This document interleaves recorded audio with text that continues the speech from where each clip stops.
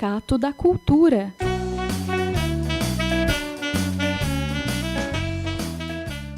Arte e cultura no Vale do Paraíba.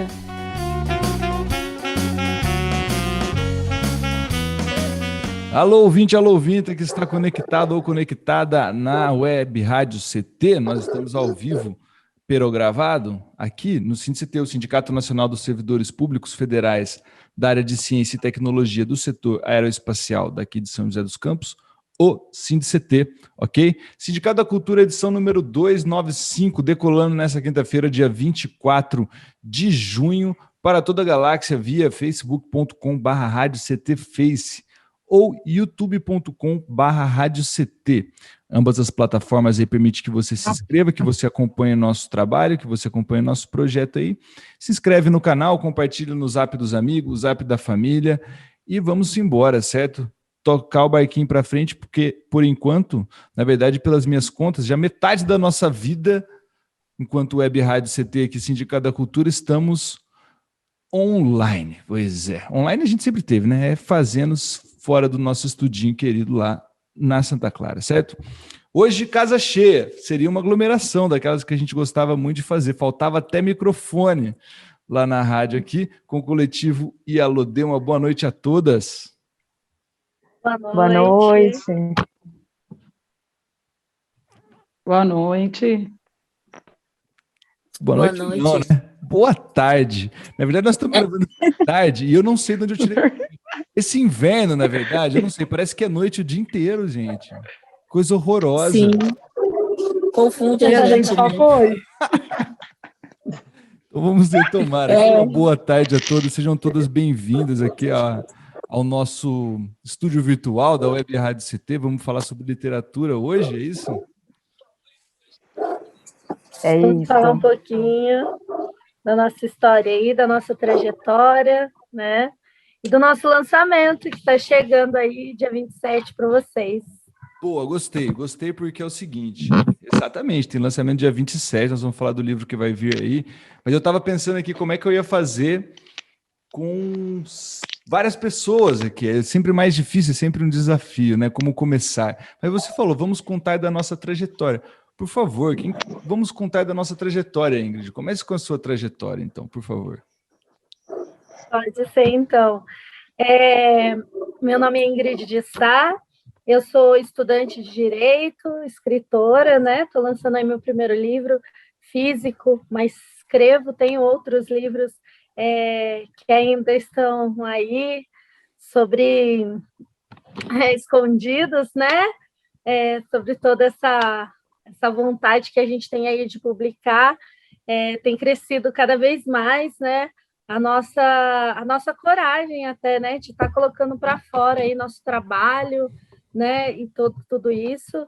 Eu tenho 25 anos, eu escrevo desde muito jovem, desde acho que quando eu aprendi a escrever, eu já comecei a colocar em palavras os sentimentos que passavam, né, que perpassavam a minha vida, a minha trajetória infantil, como uma menina negra, né, na escola, né, no colégio, fui muito cedo para a creche, né, e aí a gente já tem uma vivência onde a gente já começa a se sentir diferente, né, começa a se entender como negra numa sociedade que nos racializa, né? Numa sociedade que nos coloca um no outro, né? Eu conheci as meninas nessa minha parte da vida adulta, né? E acho que com a vivência que a gente foi tendo uma com as outras, fez com que inspirasse aí a gente principalmente da minha parte, já está me entendendo mesmo como poetisa, como produtora, né? Como uma pessoa capaz de estar colocando para fora aí todo o seu conhecimento, né? A sua literatura. Eu conheci a Gisele na casa coletiva, né? Num sarau que eu fui, e acho que foi inspirador para mim me entender como pessoas que poderiam estar colocando isso para fora, né? Sempre tive muita dificuldade de estar falando sobre o meu trabalho, expondo minhas poesias. Eu escrevo há muito tempo, mas comecei a expor minhas poesias faz coisas de 4 anos, assim, nas redes sociais, nunca de uma forma profissional.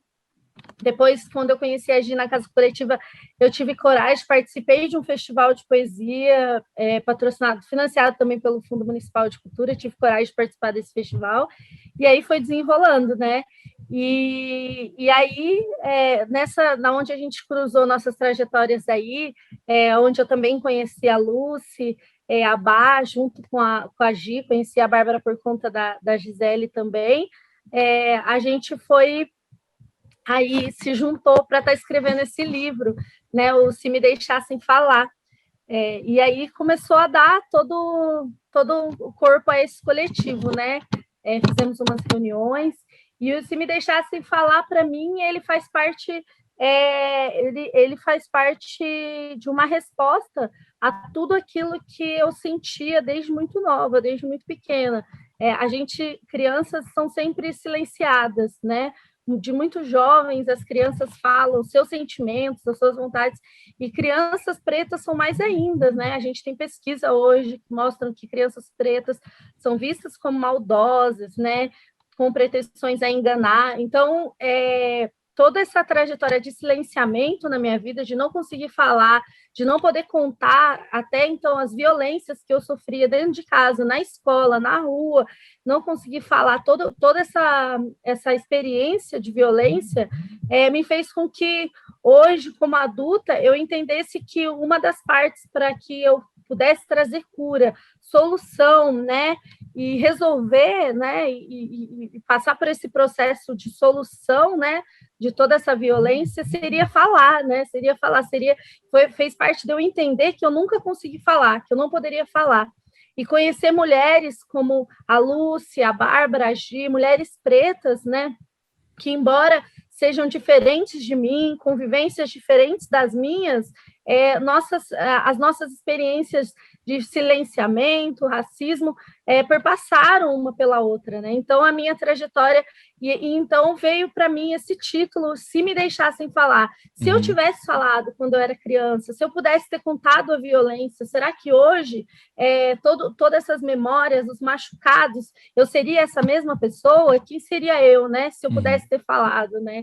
E eu estou conhecendo essa pessoa agora, essa pessoa que sou eu mesma, que foi enterrada dentro de toda uma violência, e eu estou dando espaço para ela poder falar, né? Então, esse título, ele veio para mim, assim, a partir dessa vivência de desespero, né? Dessa necessidade de falar, né? Então, se me deixassem falar, fez essa conexão entre nós, de percebermos que essa vivência, ela perpassa umas às outras. Mais ou menos isso aí, um resumão aí de tudo que a gente já viveu. Tem informação. Não, é porque é curioso você falar isso, porque essa semana, curiosamente, a gente não está falando sempre sobre literatura, mas no dia 22 agora, nós conversamos com o Christopher Valentim, que é um autor de contos de terror, escreve ficções de terror, e a gente falava um pouco sobre essa questão da expressão da escrita, né? E eu vejo nessa sua fala uma questão de explorar a própria pessoa por meio da escrita desde muito jovem, agora culminar nesse processo bacana e coletivo, que aí é uma outra coisa, né, cara? Eu gostaria de perguntar aqui para Luciane Gi, só que eu dei uma multadinha em você, porque seu cachorro latiu aí, tava confundindo com a voz dela. Diga aí, Luciane, tudo bem com você? Tudo bom. É o cachorro é o cachorro da vizinha, parede meia, você sabe, né? Ó, é só a gente querer fazer live. Você faz parte do cotidiano pandêmico. Os cachorros, as crianças, o povo quer falar justo quando a gente pega câmera para gravar. Conta um pouquinho de você, Luciane, enquanto escritora também, parte desse coletivo, sua experiência. Então, eu sou um pouco mais tímida assim para falar, mas as nossas histórias, o cachorro quer aparecer de qualquer forma. As nossas histórias, a história de nós quatro do coletivo, se cruzam em muitas áreas. Eu também escrevo muito cedo, desde assim que me entendo por gente. eu mostrava os meus cadernos, né, que eu escrevia para as pessoas, e eles ficavam muito assim, me perguntando da onde que vinha aquilo, e eu nunca soube responder.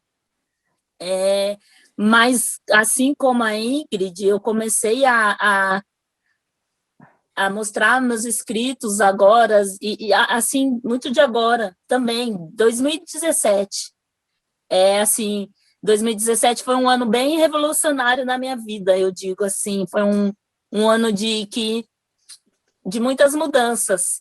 Foi onde eu conheci a Ingrid e nessas estradas aí da vida mesmo, da casa coletiva, por aí, que eu conheci as outras meninas. Em 2017, eu me descobri quanto poeta, que as poesias que eu escrevia eram poesias que conversavam e contavam a vida de outras mulheres negras também. Eu achava que aquelas poesias eram muito minhas e eu tinha que guardá-las. Quando eu ousava a contar elas em algum lugar, eu contava com muito receio, muito medo, porque eu achava que aquilo era uma coisa muito minha e ninguém ia querer ouvir, conhecer as minhas histórias, as minhas poesias, porque se você for pegar as nossas poesias, elas contam muito sobre nós, sabe? É como se você estivesse contando sua vida para uma pessoa numa poesia só. E eu nunca tinha reparado, até então, com poesias como a minha, porque as poesias que eu lia na escola eram poesias totalmente diferentes. Eu até, em várias lives eu falo, e assim, é sempre bom enfatizar, assim, quando um autor vem com uma poesia de que um amor é fogo que arde sem ver, eu não entendia, porque para mim o amor é um fogo que arde e eu estou vendo. É uma ferida que dói e que eu estou sentindo muito. Então, como que eu não conseguia encaixar aquelas palavras na minha vida? Aí, quando eu comecei a ver o pessoal dos slams em São Paulo, ver pela internet, fazendo poesias, fazendo disputa de poesias, sabe? Falando da vida, falando do cotidiano, falando da violência, da homofobia, do machismo. Eu falei, não, isso daí eu também sei escrever. Eu acho que eu sei fazer isso daí. E aí eu comecei a escrever mais nesse sentido, sabe? Mais direcionado mesmo para a vida. E quando eu fui ver, quando eu fui recitar em alguns lugares e as meninas e as mulheres, sabe, falava, nossa, mas isso daí é bem parecido comigo. E aí eu eu falei, então é nesse caminho que eu vou. Então, isso daí dá certo. E o engraçado é que as poesias, elas funcionam para mim como eu contando a minha vida, como se eu me curasse, e também como cura para as minhas, sabe? Porque a gente se identifica naquilo. E eu me identificava, porque quando você fala uma palavra, quando você solta aquilo que está dentro de você, né? Seja amor, raiva, alegria, e aí você solta. Para mim funciona como uma cura. E aí quando eu vi as meninas, as mulheres iguais a mim, se reconhecendo nas minhas poesias, eu falei, não, é isso, é para esse caminho que eu vou. E aí a vida foi me apresentando as meninas, me apresentou a Bárbara, depois me apresentou a Lucy, e me apresentou a Ingrid primeiro, depois a Lucy, e aí o ano passado, retrasado, será porque depois da pandemia eu tô perdidaça. A gente ainda está em 2020. Gente. Calma aí. Não. Eu tô perdidaça quando eu vejo as coisas assim na internet. Aconteceu em 2021. Eu falei, mas, gente, 2021. Já estamos em 2021, tipo assim, né? A gente não vê a hora passando. A vida me apresentou a Bárbara, o universo, sei lá, os orixás. E foi um encontro muito legal, assim, porque nós quatro somos muito potência junto, sabe? Quatro mulheres muito fortes, quatro mulheres de opiniões fortes, de decisões, e aí é isso. Tipo, tudo na mesma medida, sabe? Mas é isso. E eu agradeço muito ao universo, a Deus, aos orixás, ao que todo mundo acredita, por ter me apresentado às meninas, porque nós 4 ter se juntado para escrever foi importante demais para a gente e vai ser importante demais para as nossas e vai ser importante para outras gerações, sabe? E é isso, se eu for falando aqui, eu vou falando a tarde inteira. Todo mundo começa falando que é tímido para falar quando vem nesse programa. Eu sou depois aí passou o primeiro depois minuto. até corta os outros. Legal, Luciane, isso que você falou é muito interessante, porque às vezes na escrita, né, parece que a gente está mexendo numa coisa muito subjetiva, mas que dessa subjetividade diz sobre nossos pares também, que estão por aí vivendo no mesmo tempo, vivendo as mesmas dores, vivemos os mesmos problemas, ou até quem não tem as mesmas dores, os mesmos problemas, mas tem alguma identificação com a vida, né, e com a escrita das outras pessoas. Então parece que a gente subjetiva na escrita, mas que trata de um momento e tal. Bárbara ou Luciana, quem que quer falar agora aqui pra gente? Que as duas estão embaixo de mim, assim, olhando aqui, tem as duas aqui. Quer falar você, Luciana, que está com o microfone aberto já? A Bárbara está com o microfone fechado? Pode ser. E aí, como é que você está? Tudo bem? Tudo bem, gente. Bom, boa tarde, né, a todo mundo. Boa tarde a você, Rafael, obrigada pelo convite. Boa tarde às meninas aí. É uma alegria, um prazer imenso. Agradeço demais o convite, o espaço aqui e a acolhida. Imagina, a gente que agradece a disponibilidade de estar aqui falando com a gente. E você, como é que é a sua história na literatura e se aventurar aí? Essa é a sua primeira aventura literária, no caso, ou já vem aí de outros processos anteriores? Então, de fato, as nossas histórias, elas sempre se encontram, né, em algumas esquinas, né, nas nossas vivências. Vou falar um pouquinho de mim também. Meu nome é Luciana Brauna, eu sou nascida e criada aqui em São José dos Campos. Eu sou filha da Regina, que é aposentada, servidora, né, foi servidora da Unesp, até que se aposentou em 2012. Sou neta da Benedita, falecida, minha avó, né, mulheres muito fortes, muito potentes e que me, enfim, fizeram com que eu chegasse até onde eu cheguei, né. E aí, aos 16 anos, eu fui mãe pela primeira vez da Isabela, hoje tem 16 anos. Passei no vestibular, né, consegui aí, graças às políticas de ações afirmativas, adentrar numa universidade pública. Eu fiz Ciências Sociais na Universidade Estadual de Londrina, no Paraná. Voltei e, desde então, eu atuo como professora na rede estadual de ensino, né, na educação básica, como professora de Sociologia. E a escrita na minha vida, ela sempre esteve presente, né? A leitura, a escrita, eu sempre gostei muito de ler, de escrever e devorar os livros. A minha mãe, ela me passou, né, como esse pilar na vida, de que mulheres negras como nós, mulheres como nós, para sermos ouvidas, a gente tinha que dominar os códigos, né, dos espaços. E depois que eu fui descobrir que esses códigos nada mais eram do que os códigos da própria branquitude. E nesse sentido, eu aprendi muito cedo a ler, a me expressar, a me colocar nesses espaços e a fazer dessa escrita, né, dessas palavras escritas e faladas, a porta de entrada para determinados espaços, como a própria universidade, né? E hoje eu sou educadora. Eu escrevo poesia também desde muito novinha, né? Desde que eu me entendo por gente, era na poesia que eu depositava as minhas subjetividades, os meus sentimentos, aquilo que não era permitido, né, trabalhar em público. No entanto, esses escritos também eram de natureza privada, algo que eu deixava guardado para mim, né, porque dizia respeito aos meus afetos, e isso não poderia vir a público. Então, eu tinha essa característica de escrever as minhas poesias e muitas vezes escondê-las, ou depois de um tempo até jogar fora. Então, eu sempre gostei de escrever, inclusive depois que a gente começou a escrever esse livro, minha mãe, ela foi resgatar, inclusive, as minhas cartinhas de infância para ela, e todos os bilhetinhos que eu mandava para minha mãe eram na forma de versinhos, assim. Então, eu sempre tive uma relação muito próxima com a poesia, com a palavra rimada, né?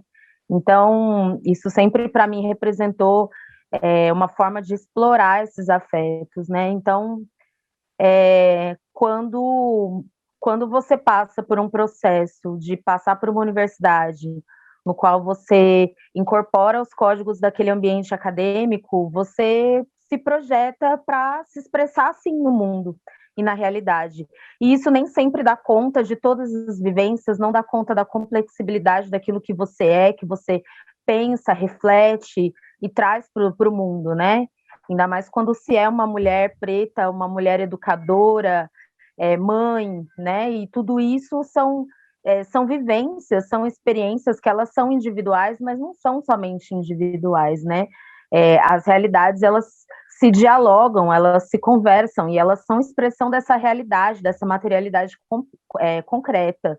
Então, a realidade ela é racista e ela se estrutura com base nas relações étnico-raciais no país, desde que o Brasil é Brasil, e isso tem efeito na vida de meninas e mulheres ao longo da sua vida, para que elas, né, se construam a partir deste lugar na sociedade, um lugar, como a Ingrid muito bem falou, de subalternidade e de silenciamento, né? Então, mesmo quando você acaba dominando esses códigos, você acaba se enquadrando nesse padrão, e é muito difícil de você conseguir quebrar esse padrão e se colocar na sociedade para não reproduzir esses padrões. E aí, eu sempre também tive uma relação muito forte, né, com a luta política, com a atuação, a militância, em partidos, em sindicatos, no movimento estudantil, né, inicialmente, depois nos sindicatos, e aos poucos eu fui começando a ter contato com essas mulheres que aqui estão, né, que são muito importantes para mim, que são referências, que são inspirações de vivências, de lutas, não só dentro de uma institucionalidade, mas a luta na vida, porque ser mulher preta nessa sociedade já te coloca como um corpo político em luta constante. E nesse processo eu comecei a me reconhecer nas poesias da Gi também, né, de entender que é importante a gente pautar essas vivências não somente por meio de um conjunto de teorias ordenadores da realidade e que coloca a realidade em caixinhas. É necessário explorar essas subjetividades, esses afetos, até porque isso é a maneira de você acessar as pessoas, né? Essa semana eu tive a oportunidade de assistir a Chimamanda Adichie falando no programa Roda Viva, que ela fala de como que a capacidade de você contar histórias faz com que você tenha essa possibilidade de acessar as pessoas de tal maneira que outras formas de escrita não têm, né, como uma escrita teórica de um autor, uma escrita acadêmica, porque você parte das suas vivências, você parte dessa vivência, e essa vivência ela é um seu, mas ela é um seu também compartilhado, né? Então, quando a gente se juntou, eu comecei a procurar muito também a respeito da Conceição Evaristo. Na época eu tinha ganhado um livro dela, o Em Submissas Lágrimas de Mulheres, eu tinha lido esse livro de contos dela, maravilhoso, e eu comecei a me interessar por essa escrita de vivência, né? O que é a escrevivência e todas as suas potencialidades.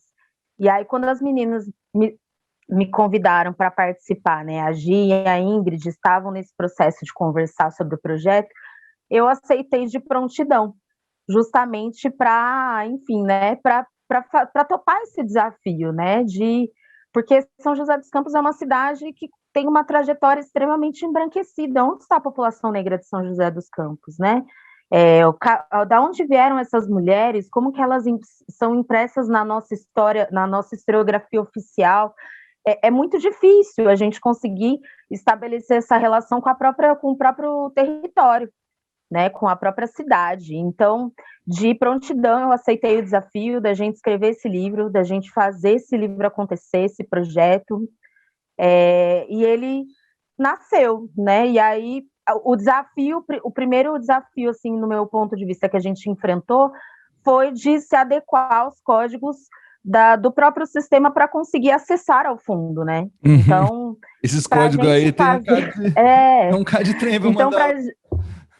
Exato. Então, para a gente fazer isso, a gente teve que fazer esse exercício que é um exercício difícil e, ao mesmo tempo, necessário, né? De provocar as instituições, no sentido de de demonstrar para elas que é possível explorar outras narrativas, outras formas de se explorar a realidade por meio da arte e da cultura, se não de maneira não somente dentro de um enquadramento, né, daquilo que se espera, inclusive em termos de linguagem. Pois é. Isso né? tem tudo a ver com o que você falou, a questão tipo, de como a poesia acessa alguns espaços, né? Acessa as pessoas de certa forma, que, por exemplo, o código acadêmico não dá conta, né? Tipo, e eu acho que o projeto em si, o coletivo, vem chegando com força nesse sentido.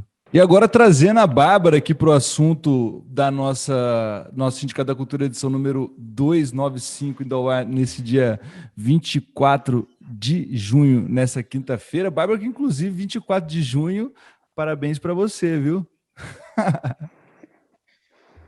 Ai, gratidão. Manda Boa parabéns tarde, todo mundo para Rafael. ela, parabéns. Seja Boa tarde, bem-vinda. meninas. Gratidão. Bem-vinda, assim, já está aqui faz tempo, né? Hoje. Que a gente está. É uma alegria estar aqui hoje, podendo falar sobre o nosso livro, né? Que vai ter o seu lançamento aí dia 27/6, um presente de aniversário também. Sim. O universo é perfeito, a sincronicidade mostra isso. E eu sou a Bárbara Miranda, eu tenho 35 anos, vou fazer 36 luas aí dia 24, estou bem feliz. A escrita na minha vida sempre foi muito importante, porque eu sempre gostei muito de literatura, sempre gostei da leitura, quadrinhos, sempre gostei muito de quadrinhos. Bom demais. E eu escrevia, só que eu não dava valor ao que eu escrevia. As pessoas às vezes gostavam, mas eu não gostava. Eu fui uma pessoa que eu desprezava muito as coisas que eu criava. E eu tive que construir aí, através desse processo, experiência da vida, o auto-amor. Eu tive que construir esse auto-amor para que eu amasse as coisas que eu fazia.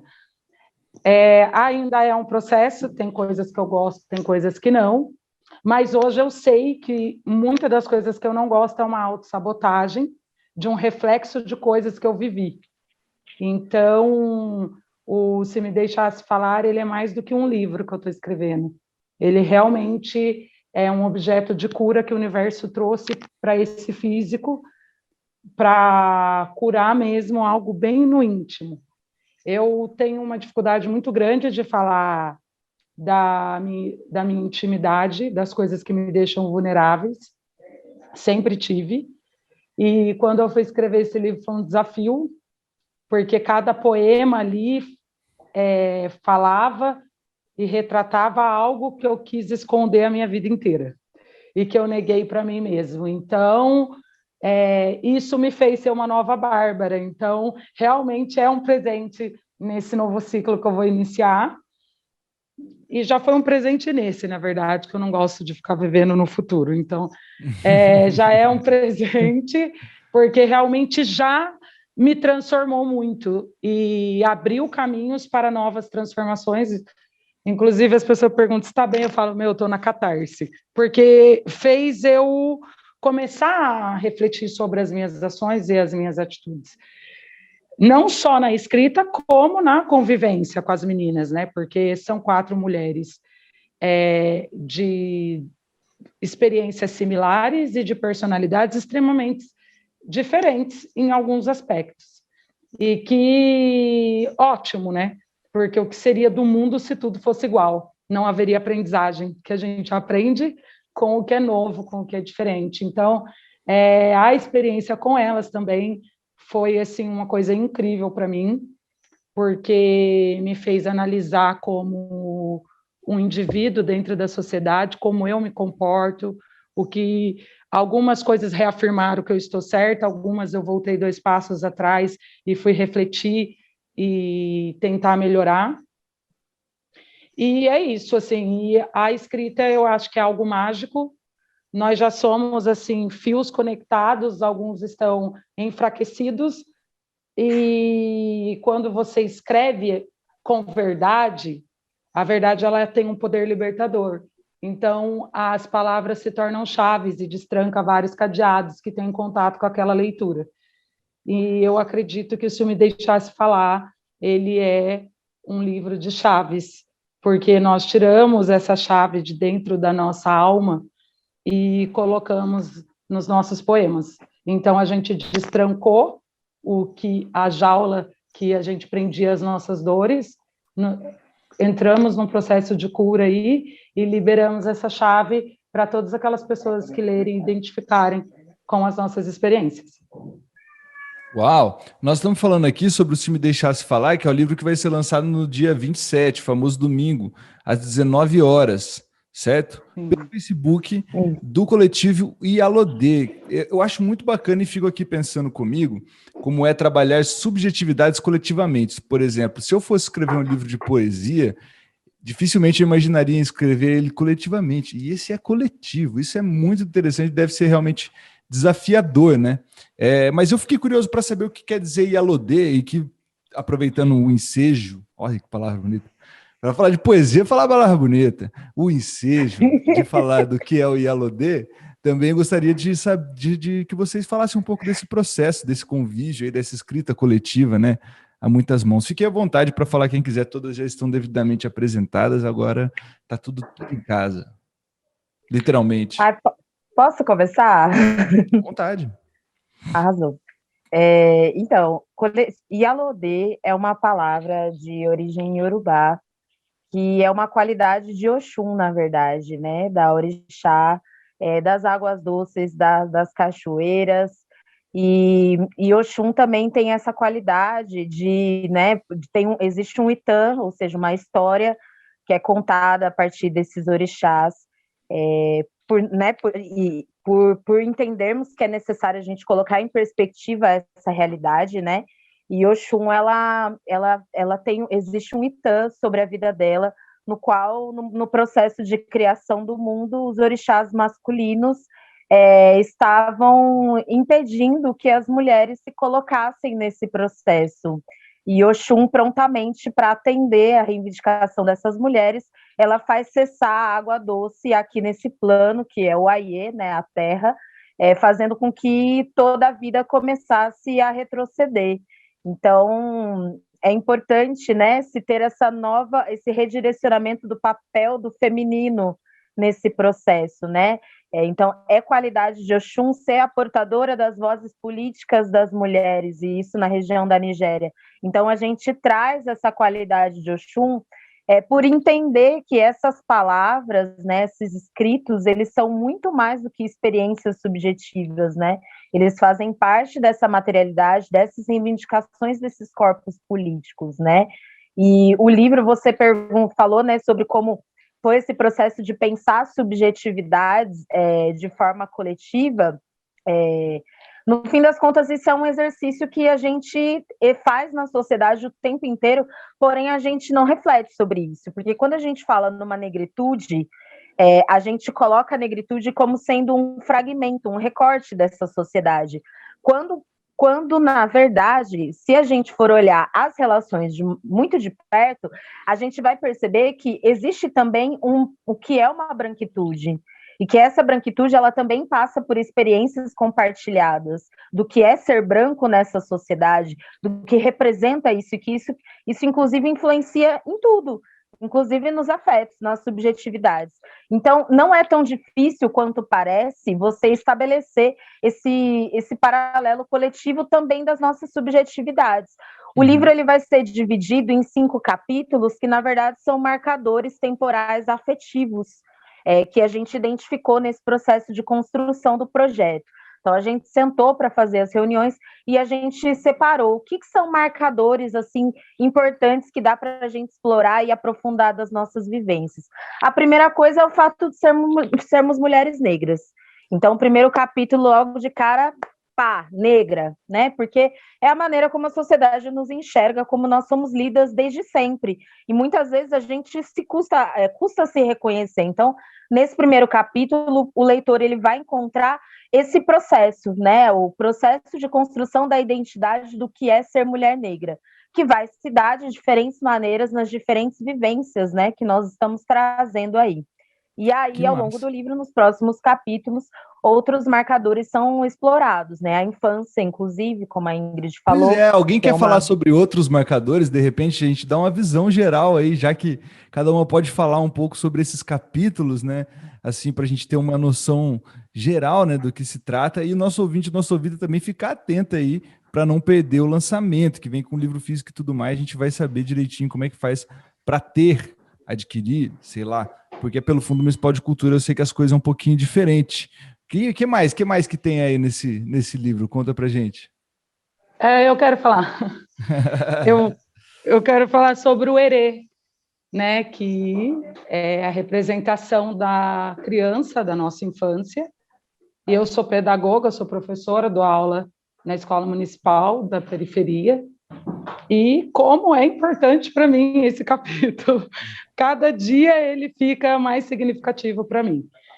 Porque dentro da nossa sociedade brasileira, muito, muito racista, a criança negra, ela já é boicotada e abortada pela sociedade desde muito nova, né? A forma como ela se vê perante a sociedade é de pura exclusão, né? De impotência, de incapacidade.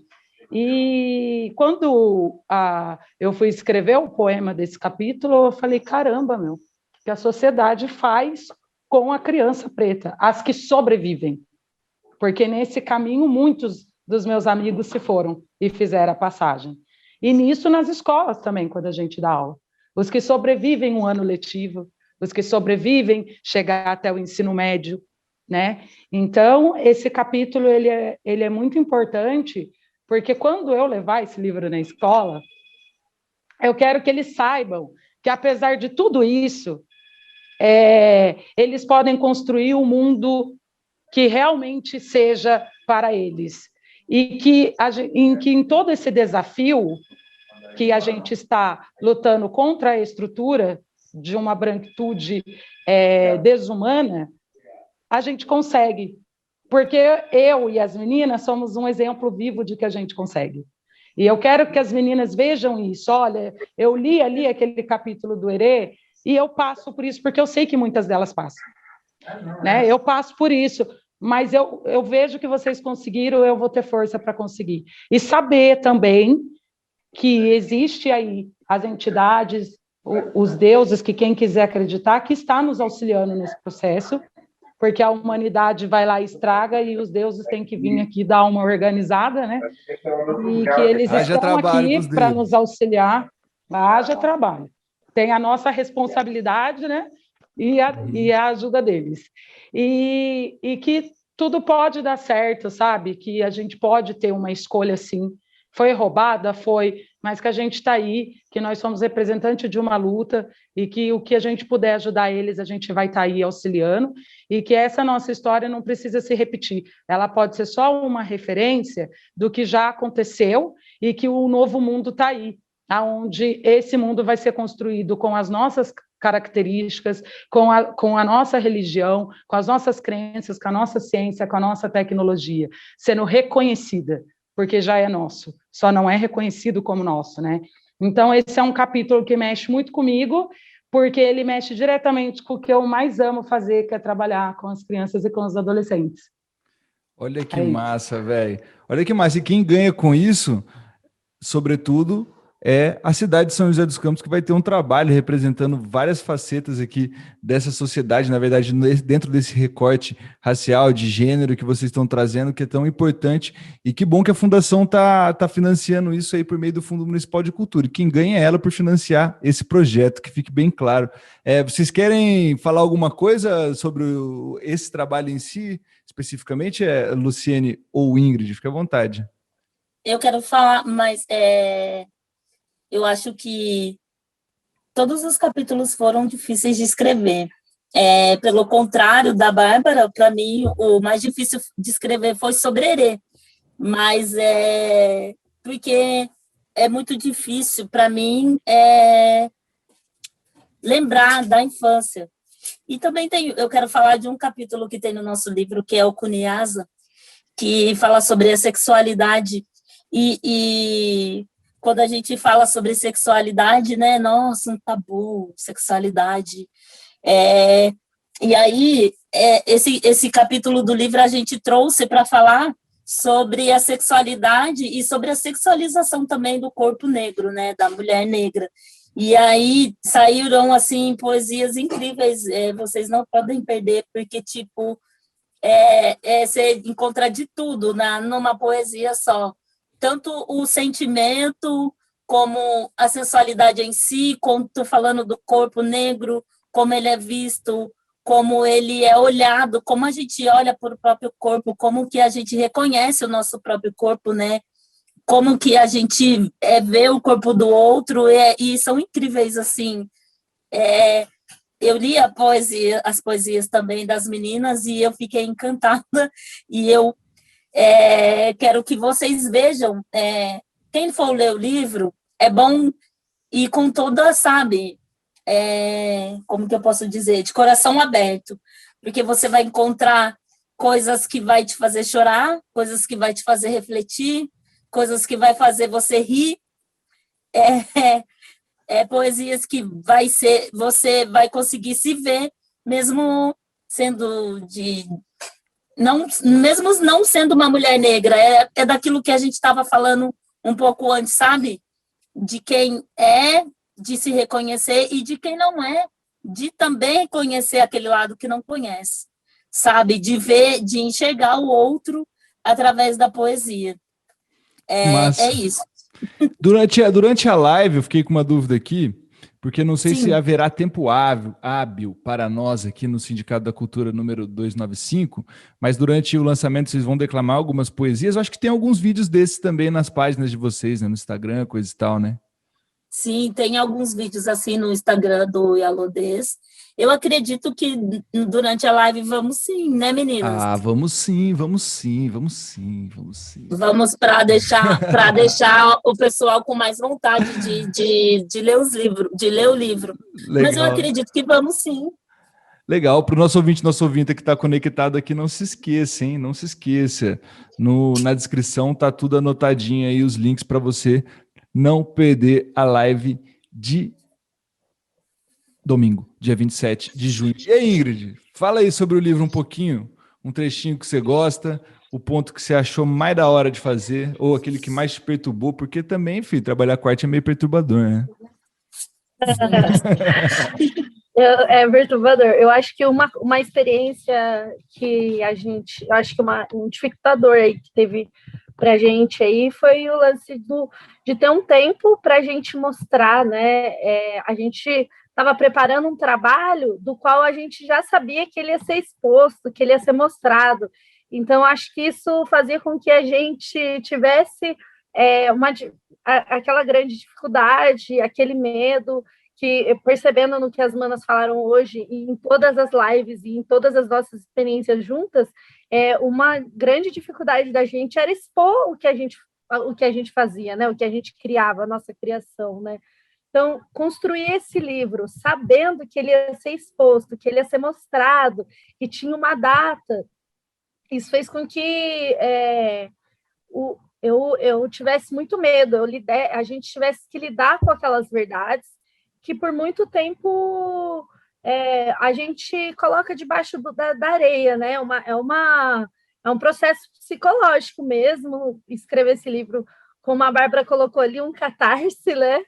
Onde a gente vai fazendo essa limpeza doida, só que também é dolorido, e a gente tem o papel de resistir, né? De resistir, porque a gente está se abrindo por dentro para algo novo, né? E a gente tem medo, sempre medo de lidar com o que é novo, assim. E eu acho que o começo, para mim, foi muito difícil lembrar da primeira vez que eu me entendi como negra na sociedade, que antes de entender que eu era apenas uma criança, eu entendi que eu era negra. E uma vez eu compartilhei com a Lucy, com as meninas, sobre a gente entender que quando a gente se descobre negra, né, a nossa racialização na sociedade não é por uma coisa boa, não é pelo um elogio, por algo que a sociedade construiu para beneficiar, e sim pelo racismo, né? A gente se descobre negra através do racismo na escola, na creche, na adolescência, na juventude. Nos primeiros contatos sociais que a gente tem na nossa vida, né? Que principalmente a escola, né? É um espaço muito determinante. Mas e aí começou. Eu sinto que o livro foi assim: começou difícil, começou dolorido. Aí vamos lá falar sobre a questão de se descobrir como negra, depois a infância, totalmente dor. Eu tive momentos maravilhosos na minha infância, minha avózinha, meu vozinho cuidou da gente com muito esmero, com muita dificuldade ali, mas eu era uma criança que entendia tudo o que acontecia, a dificuldade que a gente via. Eu vejo que as minhas irmãs também têm lembranças de muita dor, de muita dificuldade. Então, isso foi sendo difícil. E aí, quando a gente acha que já não vai mais conseguir, que é aquele capítulo Cunhasa, a gente chega no capítulo Oxum, que a gente vai falar sobre os amores, que a gente vai falar sobre acho que o papel que Oxum trouxe na nossa vida, né? Que é o amor mesmo, o amor através. A gente fala muito de Oxum sobre a questão da fertilidade, né? Sobre a questão materna, né? Dela ser uma mãe e dela ter essa característica de mãe, de curar, de trazer com seu manto, cobrir, né? Então, eu sinto que esse processo eu me senti assim. Eu me senti que hoje eu entendi que hoje eu não sou mais aquela criança em situação de vulnerabilidade ou aquela adolescente em situação de vulnerabilidade, né? A menina que foi violentada quando criança. Hoje eu sou essa menina, uma mulher, na verdade, hoje eu sou essa mulher que está coberta com o manto de Oxum, né? E é com a força de Yansan, que é o último capítulo, que a gente segue a nossa vida hoje, com a força dos ventos, da tempestade, e é com muita força, porque não tem como a gente se enganar e romantizar e dizer que agora acabou o racismo e agora... não, mas agora a gente é forte, agora a gente não está sozinha, né? Agora a gente é a tempestade, né? Então a gente lava, a gente derruba, a gente luta, né? Então, eu acho que foi assim que eu me senti nesse livro. Que massa! E me senti feliz de conseguir terminar ele nessa força, nessa vibração aí. E eu acho que é assim que ele vai chegar aí nesse dia 27, né? No lançamento pelo Facebook aí do Coletivo Yalodê. O link está na descrição, a gente pode até mostrar para vocês aqui. Deixa eu ver se está aberto nele mesmo. Está aberto nele mesmo, rapaz, olha só. Vou compartilhar a tela aqui rapidinho para você ver. Ali, ó, a página do coletivo, certo? Vai ser por aquizinho, a partir das 19 horas, beleza? Então você fique atento, fique atenta, fique atente, chega junto que vai rolar. Tem bastante conteúdo aqui, frases delas mesmas e outras indicações de leitura. Olha só, trabalhei no mesmo jornal com essa mulher aqui faz tempo, hein? Mas é isso aí. Estamos aí no Sindicato da Cultura, edição número 295, e eu já gostaria de perguntar para vocês, já caminhando para os minutos finais, onde encontrar esse livro a partir de segunda-feira?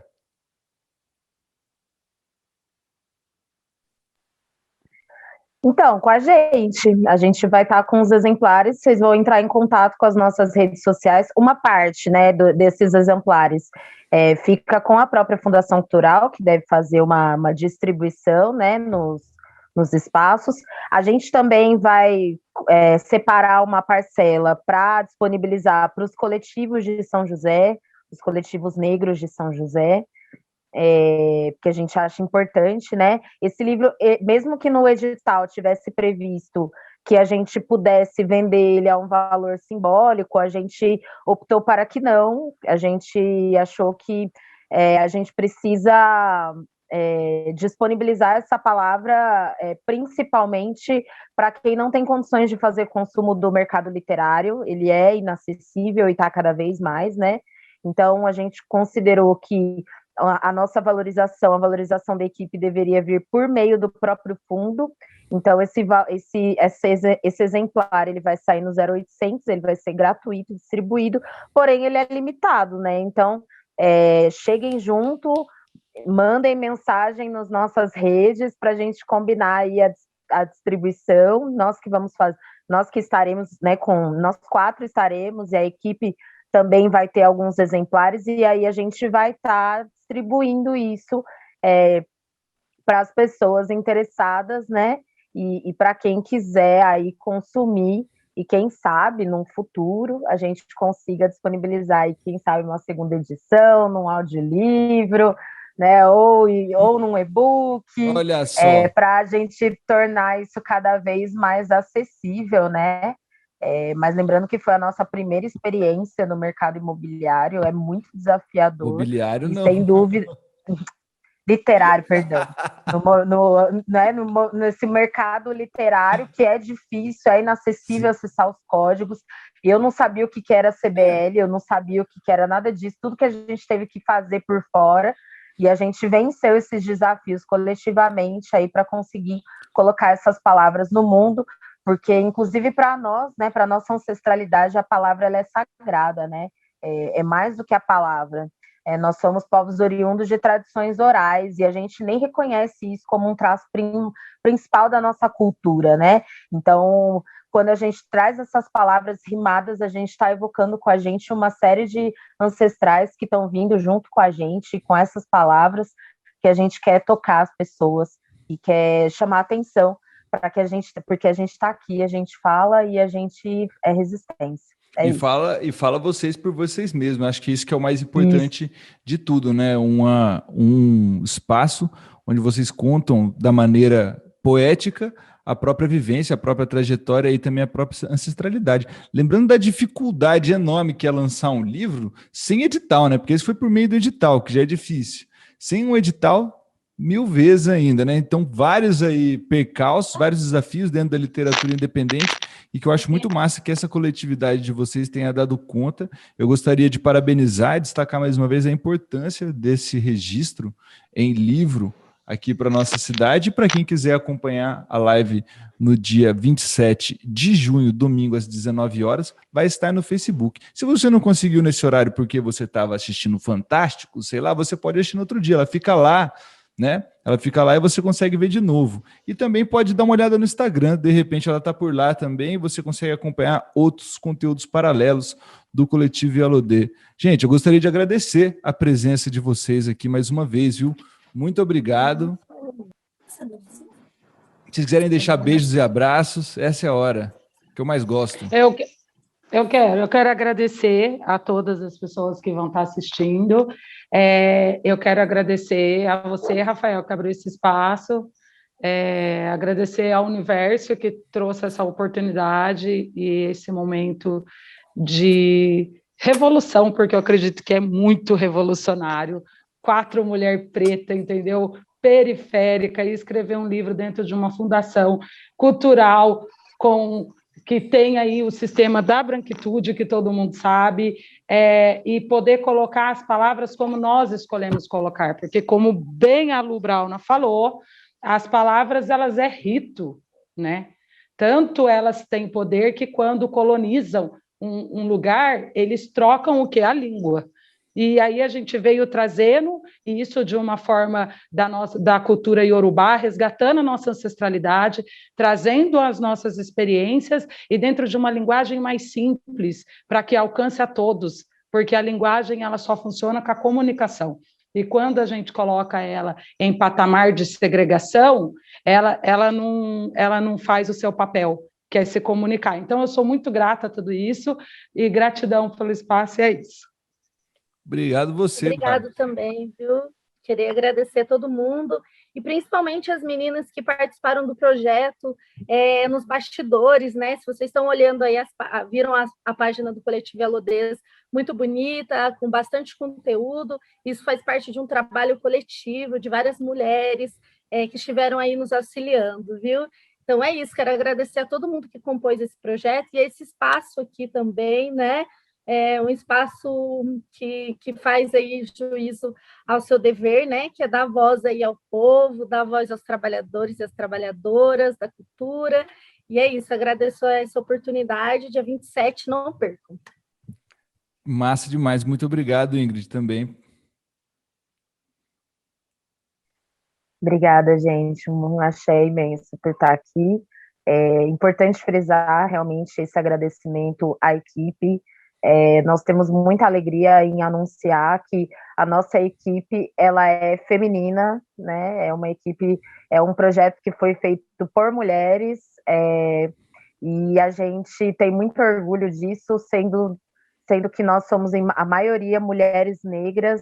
Então isso sem dúvida não é simplesmente uma vitória que se dá por meio do produto, né, concreto, mas pela experiência de se fazer realmente esse trabalho coletivo por mulheres, né, e imprimir na realidade novas formas da gente construir a nossa sociabilidade, de garantir também fazer o dinheiro circular, o dinheiro que é público, que tem que ser acessado pelos trabalhadores, pelos artistas pelos artistas da periferia. E eu imagino, eu acredito que escolas. A gente está aí, exatamente, escolas, a gente está aí, né, para demonstrar também para os nossos que é possível e que a gente tem condições sim de dominar esses códigos e ocupar esses espaços, e é importante que a gente faça isso para democratizar a cidade, porque a cidade, a periferia produz cultura por si mesmo, e essa cultura ela precisa ser valorizada, respeitada e, enfim, ser compartilhada à exaustão, tá bom? Obrigada pela oportunidade, Luciane. Obrigada, Rafa. Um beijo para as minhas irmãs aqui presentes, para todo mundo que vai assistir, e acompanhem conosco nas nossas redes dia 27 às 19 horas. Pra cima. Diga lá, Luciane, com suas considerações finais.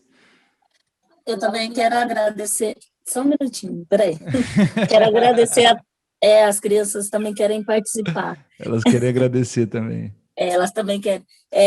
Eu quero agradecer todo mundo, você pelo convite, e dizer para o pessoal que já pode ir acompanhando nas nossas páginas, no Facebook, no Instagram, que já tem bastante conteúdo e a gente vai passando mais alguns, e é isso, gente. Obrigada pela oportunidade de estar aqui falando, né? É sempre bom. Se me deixar sem falar, também vinha esses espaços que antes não nos eram dados, né? E quando nos é dado, estamos aqui aproveitando com toda alegria. Obrigada, Rafa, obrigada a todo mundo, e é isso. Obrigado, Luciane, pela presença também. Obrigado, Bárbara Miranda, Ingrid Sá, Luciana Brauna, Luciane G. Obrigado a Bárbara, que entrou em contato comigo. A Bárbara, produtora Tua Xará, que entrou em contato comigo pela primeira vez para a gente fazer esse programa. Muito legal, muito importante que vocês estejam aqui com a gente. Na realidade, é a nossa obrigação, né? Se nós somos um espaço de cultura, isso aqui, na verdade, é só o espaço, a voz é toda de vocês. Muito obrigado pela presença, muito obrigado pela colaboração e parabéns pelo trabalho. Espero que rendam bons frutos e que daí saiam essas 4 escritoras com mais fôlego para meter caneta aí e escrever mais, e eu acho que é por aí que a gente tem que ir, aproveitar esse impulso que a gente tira do poder público vez ou outra para poder decolar. Muito obrigado mais uma vez. O Sindicato da Cultura hoje se estendeu no tempo, mas eu tenho certeza que você ouvinta, gostou, valeu a pena demais. Muito obrigado, deixo um beijo, uma beija, e até semana que vem, finalizando o mês de junho, certo? Até mais. Tchau, tchau. Você ouviu Sindicato da Cultura, um programa da Web Rádio CT, do Sindicato de Ciência e Tecnologia INPE, CTA e CEMADEM.